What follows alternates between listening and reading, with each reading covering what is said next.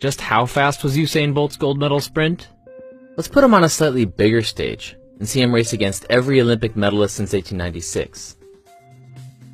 This imaginary race, assembled using runners' average speeds, reveals just how much faster sprinters have become.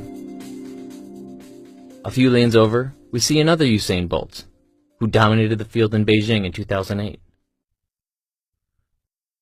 Almost 10 feet back, Carl Lewis, gold medalist in Seoul in 1988.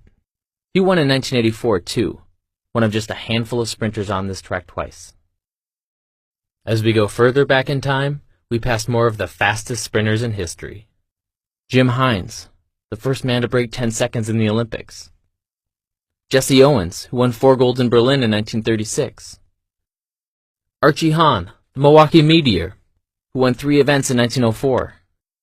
And finally, near the end of this track, we have Tom Burke, who won in Athens in 1896. His time, 12 seconds, puts him more than 60 feet behind today's winner. So what can we take away from this picture? For one, a lot of these sprinters are from the US.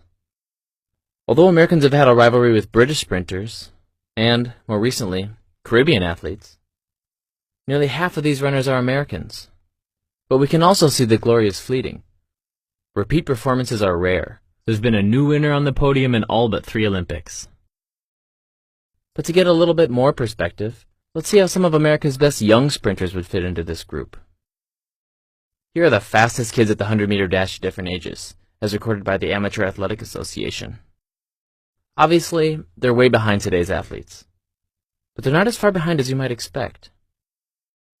America's fastest 8-year-old did the 100-meter dash in 13.5 seconds, which would have put him less than a second off 3rd place in 1896. Not bad for grade school. And the record for 15 to 16-year-olds is a 10.27. Good enough for a bronze as recently as 1980. Still, it's not like those Olympians were slow. Despite more than a century of improvements in nutrition, fitness, footwear, and track surfaces, the difference between today's athletes and the fastest humans of the 19th century? Just about 3 seconds.